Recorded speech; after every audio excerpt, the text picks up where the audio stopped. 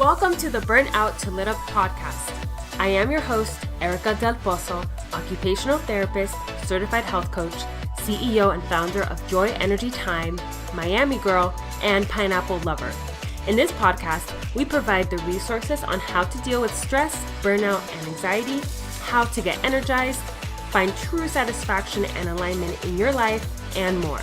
You will learn how to slay your burnout beast and go from burnt out to a lit up life. Let's do this.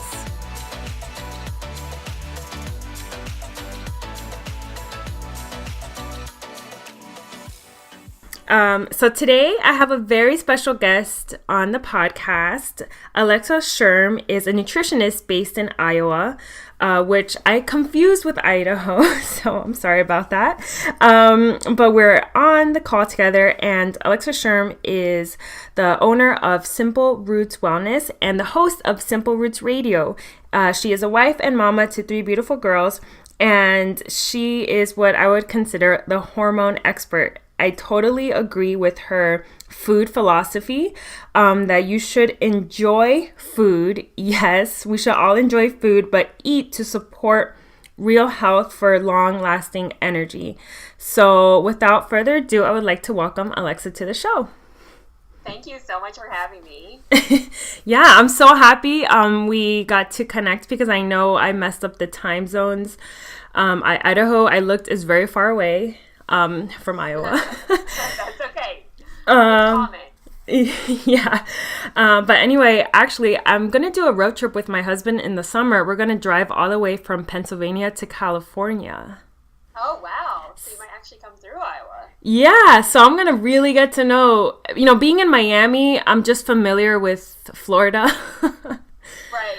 Can you tell the audience a little bit more about you, where you're from, what you do? Kind of take us through how you got to where you are today.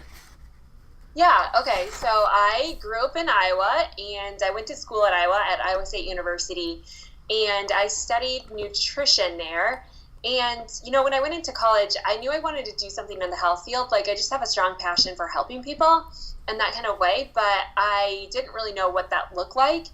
And so I started studying dietetics at school, which was great. But things just weren't connecting with me in the fact of, like, it was very conventional based nutrition, and, what I was learning about the body wasn't really connecting with the recommendations that they were giving, and I just couldn't quite be sold on it. Mm-hmm. So after I graduated from college, I took some time and actually went back and studied more of the integrative or holistic approach to nutrition. Mm-hmm. There's a lot of self-study classes, summits, things like that. And in the meantime, I actually opened a gym in a small town, and, just kind of starting to get to know people and what was working for them. And they were kind of my guinea pigs, even though they didn't really realize it, as I was just watching them and working with them and helping them to, like, find success and weight in their health.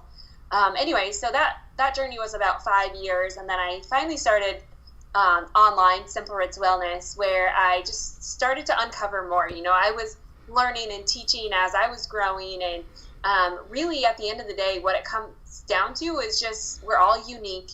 We all have a unique set of requirements, and I think that there's so much more to looking at the body as a whole rather than segmenting it. I mean, it's great to segment it in some cases, but, like, looking at how everything's working to,gether, I think can be really, really powerful, and how we treat and how we live our life, because it is all interconnected, from our mind to how we eat and what we think about and how we sleep. I mean, like, they're all interrelated, and instead we just try to segment them all. And so I really just try to help pull it all together into simple, practical things, because at the end of the day, we have more knowledge than we've ever had before, right? We have knowledge at the tips of our fingertips all the time, but it can become confusing and overwhelming.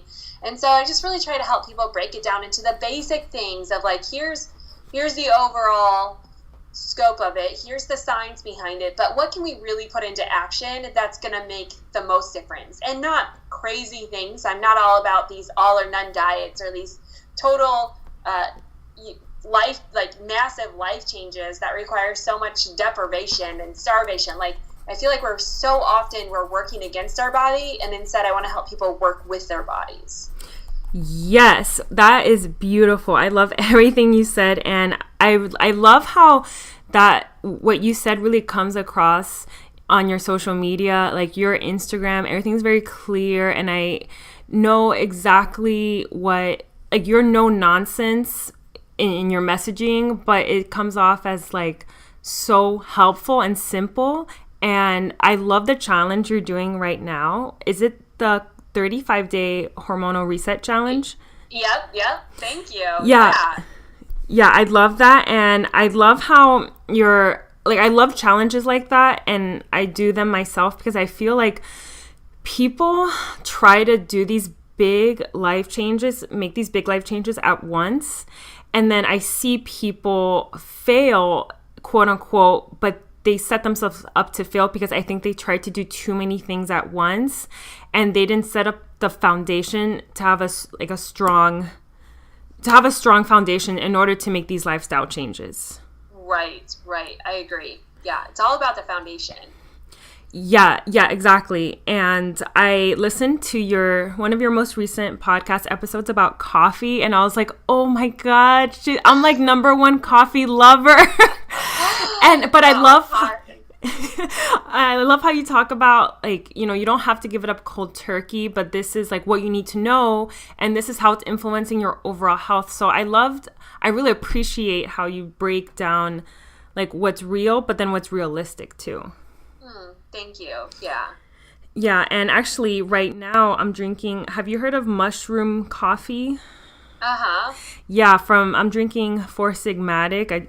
And I think you would be proud of me. I have coconut oil in my coffee. Good. Does it taste good? Do you like it? It does. I'm a total coffee lover because growing up in Miami, we drink all the Cuban coffee. So I was worried that this was going to be too bitter. But no, I love it. I have coconut oil, and some people might think that's really weird. But I mean, can you walk us through a little bit? I was going to ask you about hormones, but can you walk us through a little bit, since we're on the topic of coffee, like how how that's impacting our hormones in a negative way, or?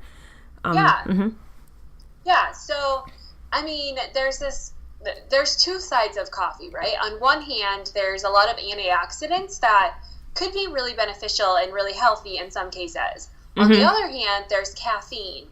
And caffeine in some people, in some small natural sources, isn't awful, right? We can handle small amounts of caffeine. Unfortunately, the amount of caffeine that we're consuming today has just thrown our body into like a tailspin. So basically the impact of caffeine on our body is that it acts as a stimulant. And so that stimulant is also releasing the stress response. And so basically what's happening is when you consume coffee or caffeine, so it could be anything else, you know, like caffeine drinks, which are all the rage now. What's happening is your body's releasing cortisol in response to the caffeine. And cortisol is our stress hormone, which its job is to free up stored glucose. And so basically it's going to start pulling glucose stores into the body to be burned because it's our fight or fight response. You know, it's our hormone that tells us, cortisol is our hormone that tells us, hey, we're in a stressful situation, we might need some energy. And so it starts to free up all this stored energy. Unfortunately, most of the stress that we have today is sedentary stress. So we're not like going out and running a race or, you know, being chased by a bear or any of this. So that freed up glucose then has no purpose.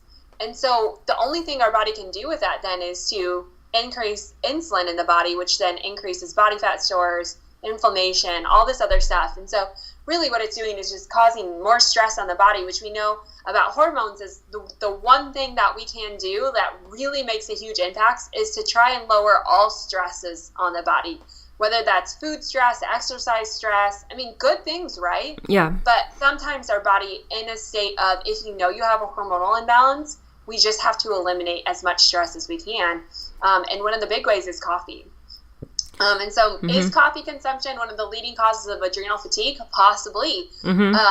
But it's definitely not helping. And a lot of people feel so much better when they give up coffee. Now, again, it's not necessarily the coffee, it's the caffeine. And so there is, you know, like, can we do decaf? But in order to get coffee and tea to the decaf version, they use a lot of chemicals to do that. And so some would say the chemicals aren't any better for you than the caffeine itself.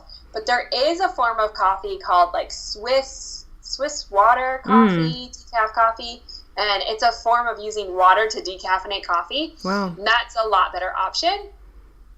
But I always just tell people, do a little elimination. Try it out. Take 10 days and try to eliminate or avoid all caffeine and then add it back in. Your body's going to show a bigger reaction once you eliminate it, and you might recognize, wow, I didn't realize it was having this impact on me, or you may not notice anything. So I would just say, like, if you know you have a hormonal issue, right, you have a low libido, you have irregular periods, you have hot flashes, or you're going through really bad menopause, or you have weight gain, you have depression or anxiety. I mean, there's so many hormonal imbalances. I always tell people it's really worth it to do a caffeine detox, and most people find that they actually have more energy, because not only is it releasing cortisol, but it's affecting our sleep patterns. Circadian rhythm is the number one way to regulate our hormones and to reset our hormones, is to have an adequate circadian rhythm. And coffee, really throws that off. Even if you're drinking coffee in the morning, especially in women who are more sensitive naturally to substances, coffee can decrease the amount of deep sleep we hit, which never, like, if we're not hitting deep sleep, then we're not resetting our hormones. Yes. Wow. That is amazing how we can have so much energy once we realize we don't have to rely on it. I read this book, actually I listened to it on Audible, The Power of When. Have you heard of it? Yeah, Dr. Michael Bruce. Yeah. I should get paid because I talk about his book every single episode. Yeah, it's awesome. It's amazing. Yeah, and he was talking about how a lot of people wake up and they have the coffee pot brewing already, and basically how using coffee first thing when you wake up is actually not making you more alert. It's just giving you jitters. And he was talking about the timing. So I really have been using the environment to support my circadian rhythm. Like, I expose myself to sunlight when I wake up, and I wait always 2 hours before having coffee. Is that better for people that are trying to at least need 1 cup? Should they wait? I mean, when should they drink it? Yeah, so I think for your circadian rhythm, it's all about timing. And so meal timing, we all know that circadian rhythm is based on light and dark cycles, but they're actually finding, there's new research coming out that even more important than that is meal timing. So like when you break your fast and when you stop eating at night. Now my thing with coffee is, if you're going to have it, maybe look for the Swiss water decaf coffee, because it's the caffeine, it's not necessarily the coffee. Outside of that, if you do want the caffeine, make sure you buy really high quality coffee, because coffee is actually one of the number one moldy foods that we have in our food system. And we know mold is an endotoxin anyways. And so that's just going to, and a lot of people just become one more thing that we have to try and detox from our system. But if you do have coffee, I always say have it with a meal. Like, don't have it by itself first thing in the morning. Eat it or drink it with your breakfast and add something to it.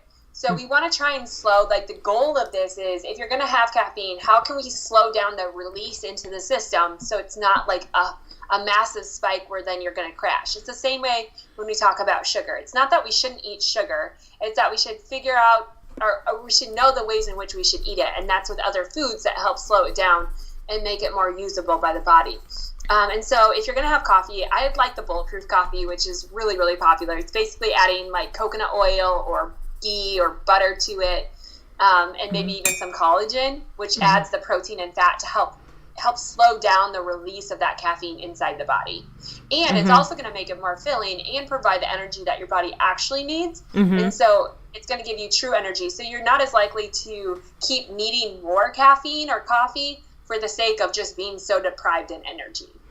Right. I have noticed in my own health how I went through a period when I first started working as an occupational therapist, how I've had a lot of anxiety since high school, and I was diagnosed with generalized anxiety in high school, and then I had some social anxiety. So when I passed through when I got through college and then got through grad school and started working, my anxiety came. It was always there, but now I had new anxiety. I had to deal with all the challenges in the healthcare setting, and I was drinking a lot of coffee, but then I didn't know what I knew now about how coffee can cause all these hormonal changes. And for someone that's already having a lot of anxiety, I went to the doctor and they gave me an anti-anxiety medication, but I was drinking a lot of coffee. So I wasn't really making lifestyle changes. And I noticed that my energy was crashing all the time. So can you talk about, particularly with people with anxiety, what are some things that they should and shouldn't do in terms of balancing their hormones? Yeah, so obviously anxiety is just a common problem across the board. And I think the more that we overwhelm ourselves with things that we need to be doing and shouldn't be doing, like it just becomes more chaotic. And so I always say we want to try and limit chaos in any way. And I think that the more that we can start just desiring to feel better, the less these recommendations become things that we have to do, or another thing on our to-do list, or more things about restriction and deprivation.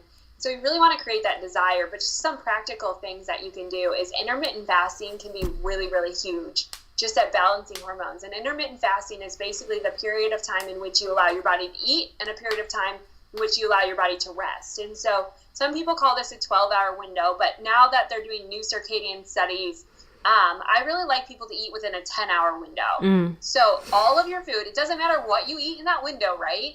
But just know that the majority of all of your food should be eaten within 10 hours. So if you start eating breakfast at 8 a.m., you need to be completely finished by 6 p.m. Outside of that, some people argue, oh, can I have tea or coffee or whatever? I say you can have water, maybe some herbal teas, but that's about it. And you'll really find that helps reset that circadian rhythm. So not only that, but it helps you go to sleep at night. We know that anxiety, one of the worst things that we can do is just not get adequate amounts of sleep, of deep sleep. People can sleep a long time, but never reach deep sleep. And that's why you think, man, I just slept 8 or 9 hours and I still feel tired. So why is that?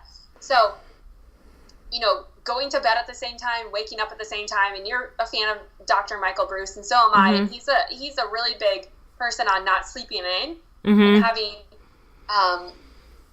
what do I want to say? He's having consistency. Your body craves consistency. So once we get into a rhythm of this is when we eat breakfast, this is when we finish all food for the day, and this is when we go to bed, this is when we wake up, you'll notice things start firing better. You have more energy, you're more focused, everything just starts running more smoothly because then your body really knows what to do. It's just constant back and forth that causes so many unknowns in the body and so much mistrust, and then there's always something misfiring. So intermittent fasting, going to bed at the same time, waking up at the same time, kind of knowing your sleep chronotype. Those are 2 big tips. Another one is having enough healthy fats in your diet. So things like coconut oil and olive oil and avocados and egg yolks and nuts and seeds and all that stuff. And the reason is that fats are the building blocks. It's the starting point of all hormones in the body. And so if we're not eating enough healthy fats, we're not producing enough hormones. And if we're not producing enough hormones, then things aren't firing right. The communication network gets thrown off. You can see more things like anxiety and low libido and weight gain and all these things simply because our body isn't working the way that it was designed to work. So we need to have enough healthy fats. And not only that, that provides satiety and flavor, right? So people really like that, but specifically cholesterol. So that's really what we're looking for in healthy fats. And then when we really look at our brain chemistry and just a mindset, we do find, I don't like to talk about restricting things, but there are a couple of food groups, specifically gluten or wheat, that is a really, really, really, it causes a lot of disruption in the brain. And so there's a lot of talk that, should anyone who has some kind of hormonal imbalance or any kind of mental disorder or autoimmune condition, should they all be gluten-free? And just what I'm finding over and over and over again is that the majority of holistic practitioners would agree, hands down, gluten doesn't have a place in a healthy person's diet, unfortunately. And so just from that alone, we can see people really be freed up because brain fog that they're having, like this, just kind of feeling in a rut, it's able to go away, and it just frees you up to just kind of have more peace. So those are some of the big things that I could tell people to help reduce that. Yes. And I know that so many people become accustomed to that brain fog. So it becomes normal. And when something's normal, you don't know how it could be better. And if people made the changes necessary to improve their energy and eat the healthy fats and do all those things, then people could realize, wow, like this is what normal should be. Like normal should be this amazing. And I know, for example, I talk about the stress response in the body in some of my podcast episodes and in my blogs. And a good analogy I've thought of is a motor in a car that's idling for too long. That's kind of like how we're essentially living our lives, in terms of we're always getting that fight or flight in a very low like idling type of way. So in terms of people that are constantly exposed to that stress, and I know you talk a lot about stress hormones, like what are some of the basic things that we should know about stress hormones? Right. Yeah. Well, stress hormones, we know, again, are like the cortisol, and what we're seeing is that, like, the more someone lives in chronic stress, again, the more unhealthy they just are in general. And so we want to try to reduce as much stress as we can. And so I always look at what we can control and what we can't control. Obviously, there's a lot of stresses in life that we can't control, but there are a lot that we can. And here's the thing. There's so many people out there who are eating really, really well and exercising really, really well, and yet they're ceasing to see any change in their diet or in their life, whether in their weight or their health or their mentality, and they question it. I'm doing everything right, but I can't see any changes. And oftentimes it just comes back to stress. Like, you are just constantly in a stress state. So if you work a stressful job, if you have a stressful home life, there's so many stresses.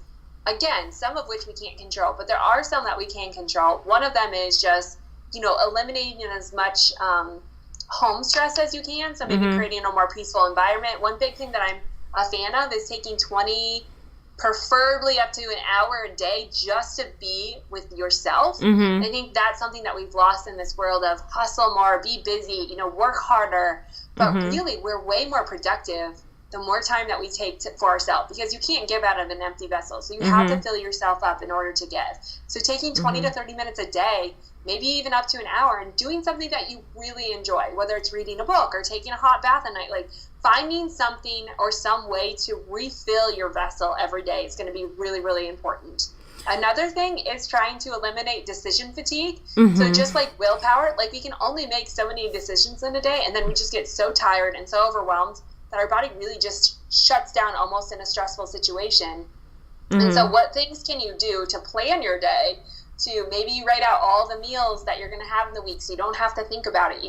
Maybe you're going to write out your task list for the day so you don't have to think about it. Or, anytime we can reduce the amount of stress that we just put on ourselves by constantly making decisions, we'll notice things run smoother. Other things that we can do to reduce the stress load is, if you are in a really stressful situation or time in your life, reduce the amount of exercise stress. Some of us are just trying to beat our bodies into submission. And while men can handle more stress in life in general, women just cannot. And so, while men can maybe work out in a stressful situation and still see results, women can oftentimes gain weight. And so maybe if life is really stressful right now, maybe you need to back off your exercise plan and go for more things like walking or swimming or yoga, and kind of back off of the high intensity constant cardio that's so popular. Now, I think there's great value in high intensity interval training, but again, in stressful situations, we just need to listen to our body. Are we pushing our body beyond the point that it wants to be pushed? Then no. Like, exercise is always important. Movement is really, really critical in reducing stress, but not to the point where exercise or movement becomes more of a stress, if that makes sense. Oh, yes. Yeah.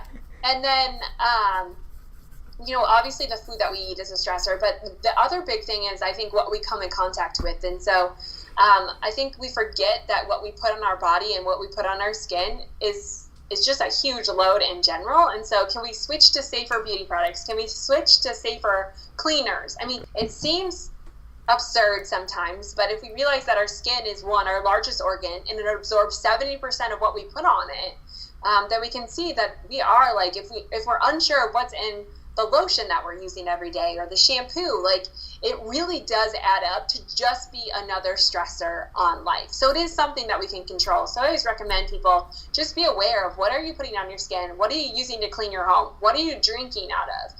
Switching from your plastics and using glass, like just little things that maybe you can do over time to really clean up your environment. That reduces a huge stress load on your system. So those are some of the basic practical tips that I would have someone start with. Oh my gosh. That was amazing. I was taking in every word like, yes. I have switched out a lot of my plastic Tupperware to glass Tupperware. And I drink out of a stainless steel sort of water bottle. And I know I feel better if I heat something up in glass. It's much better than thinking about all the plastics and my plastic Tupperware leaking into my food. And first of all, the notebook I have right now in front of me says hustle, which I totally agree with you about the hustle thing. That hustling thing was really popular, and that was like such a sexy word for a while, but I think that's kind of dying out, and what's coming more into popularity is alignment, which I really, really like, because my alignment is going to be different from your alignment, and that's okay, because everyone needs to find what aligns them and what makes them want to live their most satisfying life. Right, for sure. And when you talked about decision fatigue, yeah, I mean, I wear scrubs to work, so that makes my life so much easier. I feel like whenever you have an opportunity to eliminate a decision, you should do it, because we don't think about how we only have a limited amount of brain capacity a day, just like how when we exercise, we have a cap. We're not going to be exercising 10 hours in a day. So when we're taxing our brain with making all these decisions, and especially if you work in a high stress environment, you have to take a step back and realize where in your life can you make something just a little easier. Right. So like even getting dressed, it's easy. I wear ponytails every day, Monday through Friday. Like, I don't worry about how I look at all during the week, because I have so much to do. So have you eliminated any decisions like that in your life?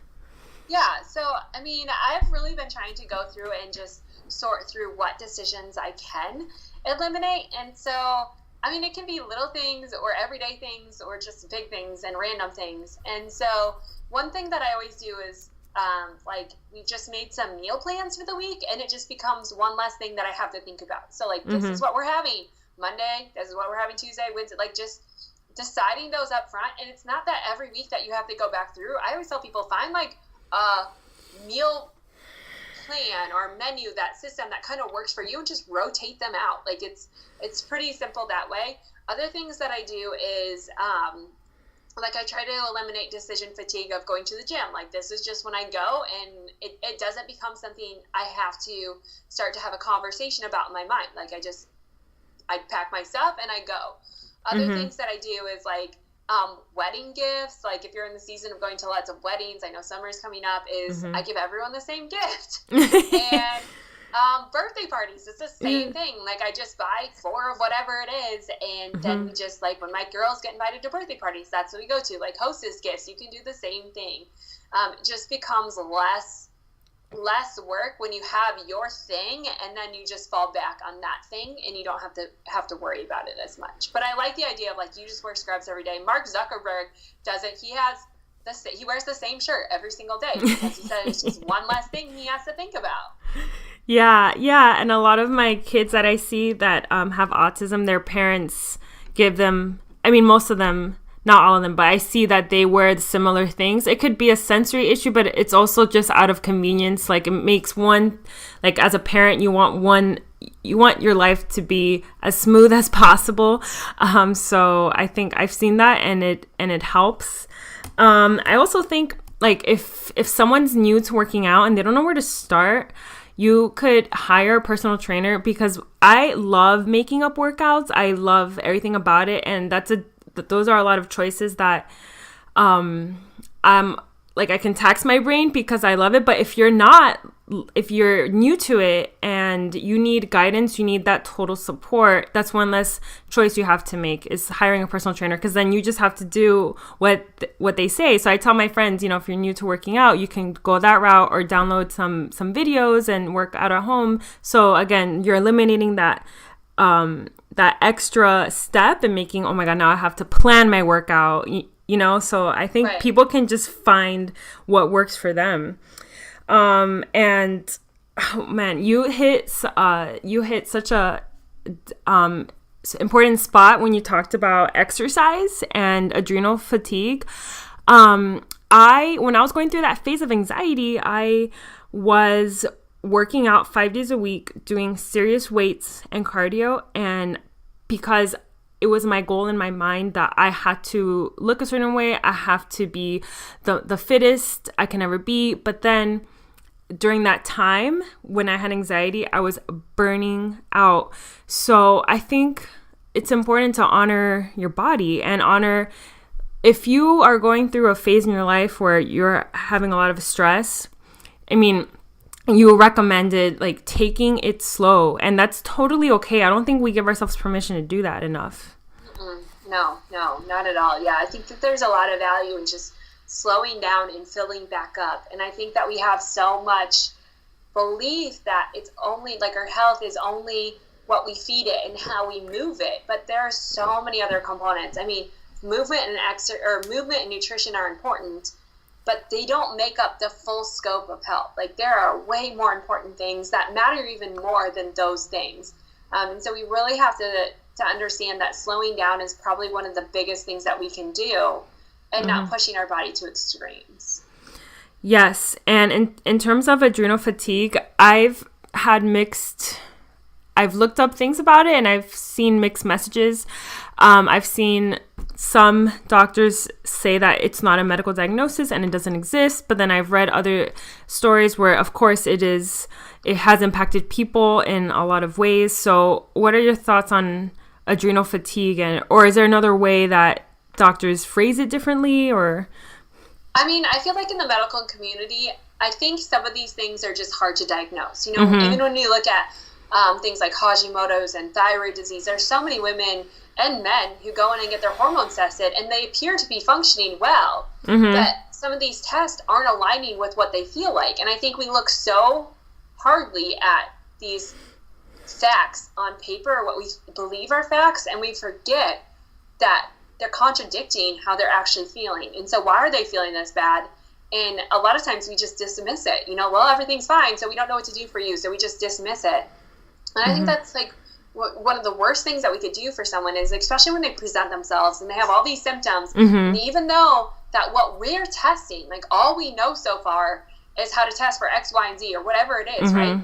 But maybe it's more than that. Maybe they have the right hormonal flow, but their body isn't utilizing it. Like, there are so many ways that we're testing, but we're just testing for numbers in our bloodstream. We're not testing for how our body's actually using it and how it's getting into cells, and like the precursors to some of these things. Like, when we look at thyroid hormones, like, the precursor to that is leptin and ghrelin, and, like, we're just barely tapping into those.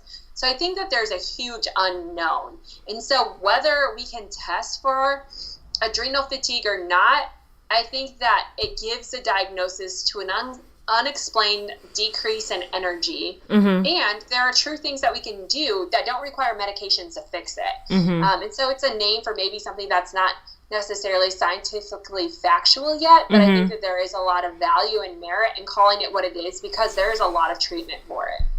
Yes. And I think that's what I was undergoing when I had my bad anxiety spell when I first started working. And if I would have listened to my body, I think if anyone takes anything away from this, I believe that listening to your body and building awareness is key, because I was ignoring what my body needed.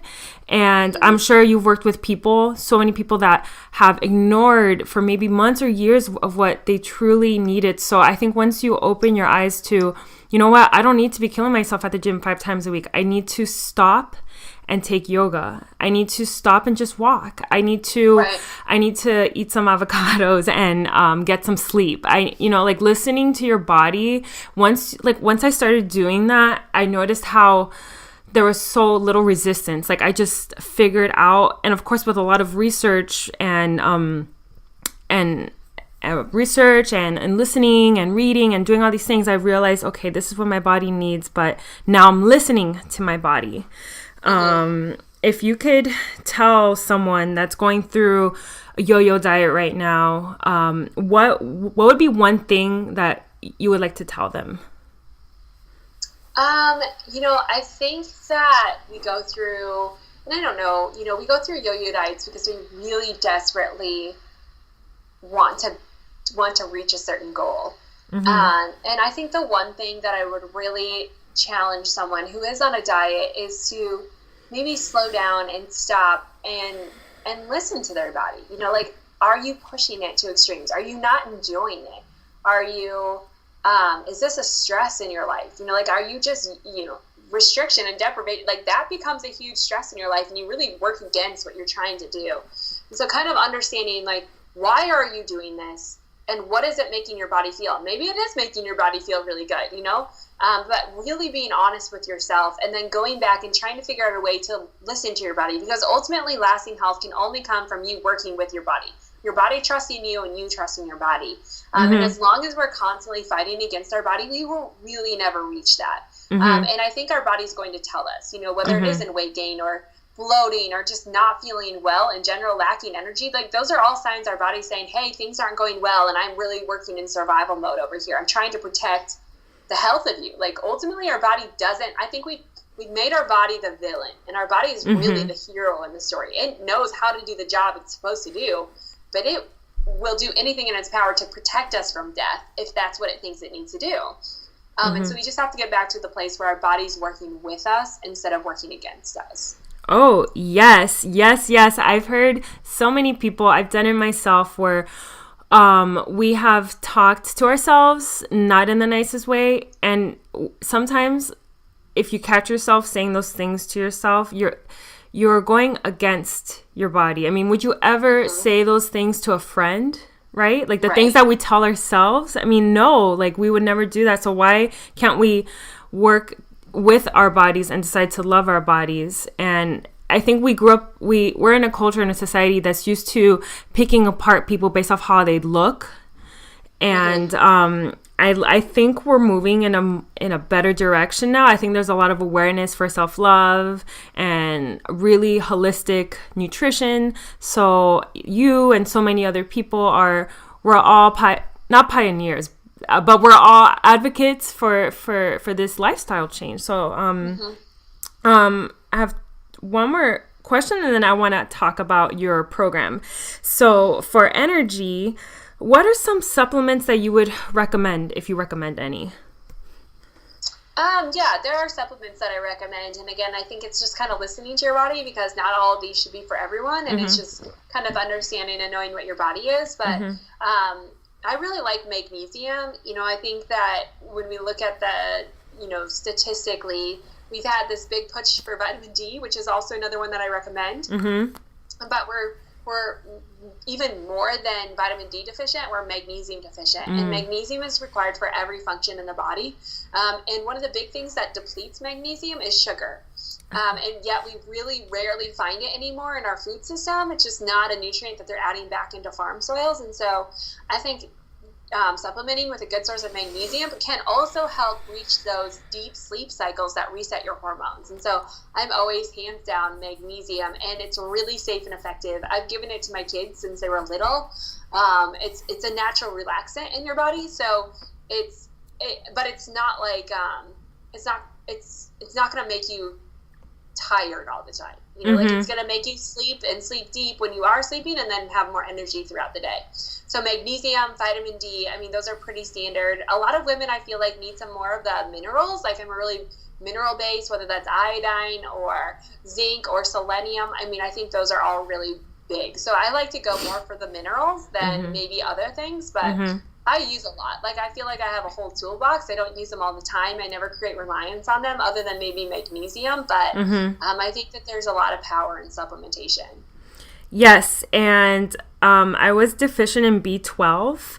My doctor, once they did blood work, she asked me if I was a vegetarian, and I said no. And I've had this debate with other people saying that you don't have, you can still be a vegetarian and get B12, but she just assumed that I was.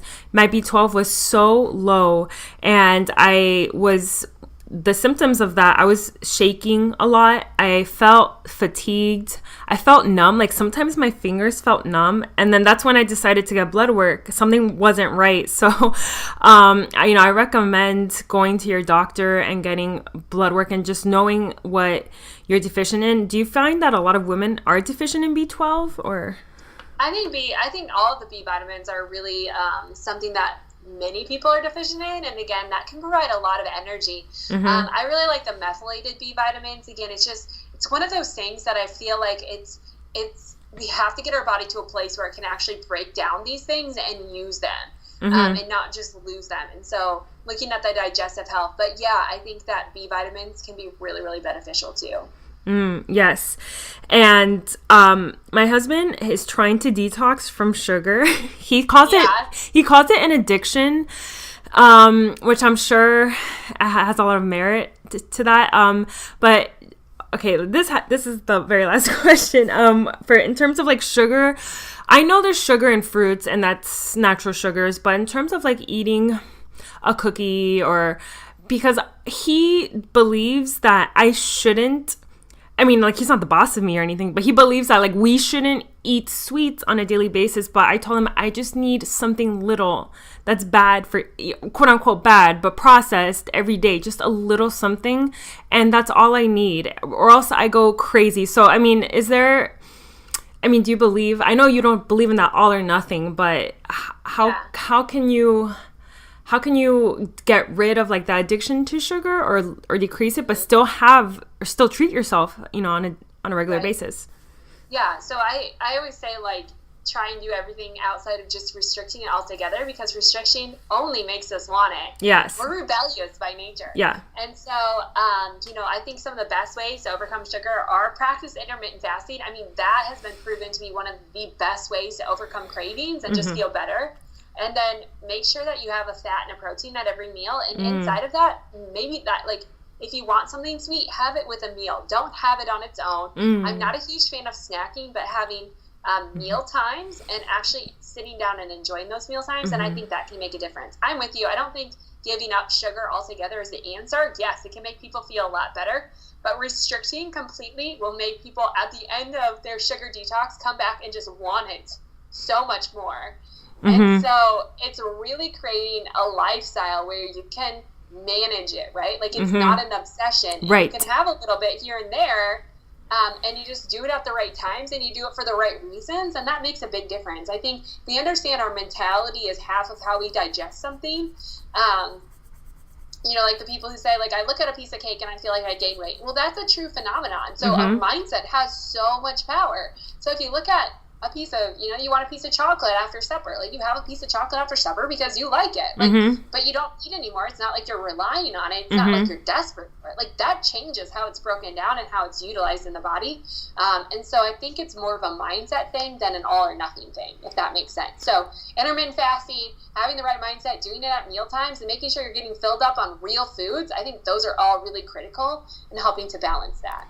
Yes, having real foods. And it's so true, because when I came from a state of deprivation and restriction, when I was a dance major back in college, I had an eating disorder on top of anxiety. So I was pretty much a hot mess, but I was super restrictive. And so it's like all I thought about was food. And I'm not, I had an eating disorder, and that was different. But I'm talking about people that in general that that tend to eat more processed foods. And I know that now I don't think or obsess over the food I eat. If I have a little chocolate, I just need a little bit, and I don't feel guilty. I don't feel all these emotions that I had when I had an eating disorder. So I think that you totally nailed it with eating real foods, knowing your mindset. I've seen people that have so much guilt when they decide to indulge, and I think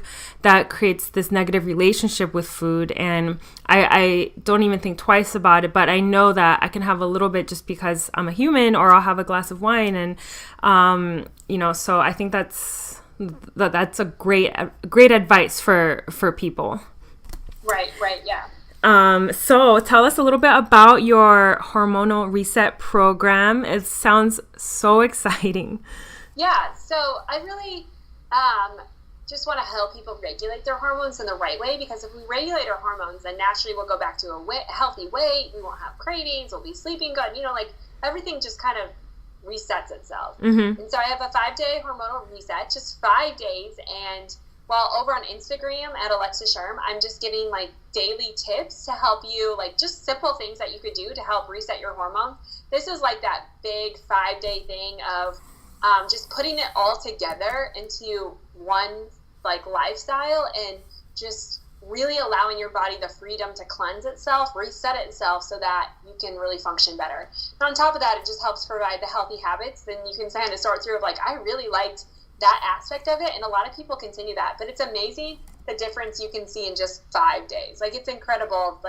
The weight loss, someone who had been infertile for a year got pregnant the next month. Wow. Regulating periods, just crazy things that you don't think 5 days is enough. But our body, it just shows how desperate our body is to just be normal. Mm-hmm. And this creates that space, the right environment, and it's a whole lifestyle program. So it's not just diet, it's not just exercise, but it's mentality and how you're living and all those things coming together to help you really foster that health inside of you.